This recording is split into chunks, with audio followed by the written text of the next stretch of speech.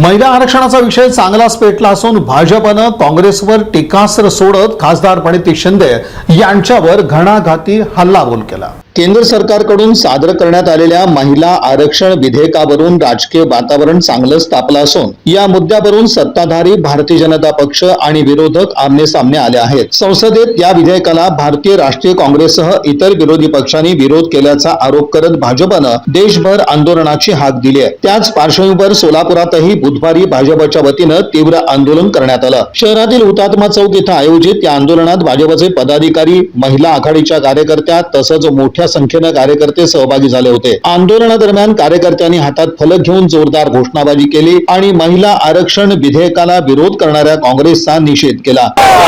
शक्तीचा अपमान करणारा फूल नहीं चाहिए, फूल नहीं चिंगारी है, धिक्कार सो, धिक्कार सो। फूल नहीं चिंगारी है, ये भारत की नारी है, नारी शक्तीचा।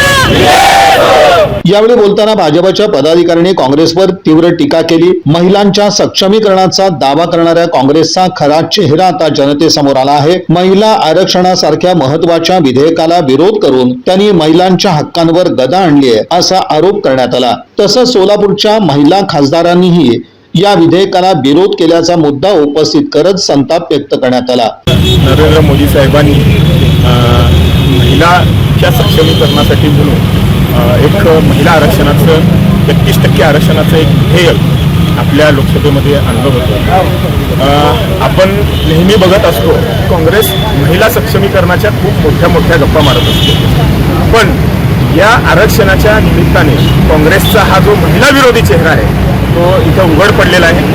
मला काँग्रेसच्या सर्व नेत्यांना एकच गोष्ट सांगायची आहे की तुम्ही कितीही महिला सक्षमीकरणाच्या मोठमोठ्या गप्पा मारल्या, कितीही मोठमोठी भाषणं केली, तर तुमचा तुमच्या मनात जे काही आहे या विधेयकाच्या, या आरक्षण विधेयकाच्या निमित्ताने तुमचा जो चेहरा आहे तो उघडा पडलेला आहे। आणि देशाचे पंतप्रधान आदरणीय नरेंद्र मोदी साहेबांनी महिला सक्षमीकरणाचा खरा जो हा आरक्षणाचा विधेयक आणला होता, महिलांना सक्षम करण्यासाठी, महिलांना प्रतिनिधित्व देण्यासाठी हे जे विधेयक आणलं होतं त्याला विरोध करून काँग्रेसने त्यांची नीच मानसिकता ही दाखवलेली आहे। आणि विशेष दुर्दैवाची गोष्ट आहे की आमच्या सोलापूरच्या लोकप्रतिनिधी, आमच्या खासदार यांनी देखील त्या विरोधात मतदान केले। त्या स्वतः एक महिला आहेत, त्यांना समजायला पाहिजे होतं की सोलापूर शहरामध्ये लाखोंच्या संख्येने महिला आहेत, त्या महिलांनी देखील तुम्हाला मतदान केलेलं आहे।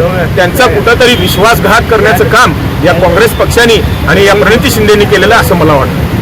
टक्के आरक्षण देण्याचं जे प्रयत्न होता आपले भारताचे पंतप्रधान नरेंद्रजी मोदी यांनी चांगल्या प्रकारे महिलांसाठी न्याय देण्यासाठी हे कायदा आणलेला होता आणि महिला सक्षमीकरण करण्यासाठी आणलेलं होतं। पण तरी सुद्धा आपल्या सोलापूरच्या खासदार प्रणितीताई शिंदे या एक महिला असून महिलांना न्याय देण्याचं काम ते आज करू शकत नाहीयेत, तर त्यांचा विरोध टोटली होत आहे। हे जे काँग्रेसची सरकार आहे हे टोटली महिलांच्या विरोधात आज जे काम करत आहे ते टोटली चुकीचं आहे। आणि आज आपल्या महाराष्ट्राचे मुख्यमंत्री देवेंद्र फडणवीस साहेब यांनी एक महिलांसाठी लाडकी बहीण योजना असू दे, लखपती दीदी योजना असू दे, त्यांनी महिलांना एक सन्मान म्हणून या सगळ्या गोष्टी केलेल्या आहेत। पण एक स्त्री असून, एक महिला असून आपल्या प्रणितीताई शिंदे ह्या एक महिला असून सुद्धा ते विरोध करत आहे। आणि या गोष्टीचं टोटली आम्ही काँग्रेसच्या विरोधात किंवा जे काँग्रेस विरोध करत आहे त्यांच्यासाठी आम्ही जाहीर निषेध करतो। महिला प्रतिनिधित्व वाढवण्यासाठी असलेल्या विधेयकाला महिला खासदारांनीच विरोध करणं हे अत्यंत दुर्दैवी आहे।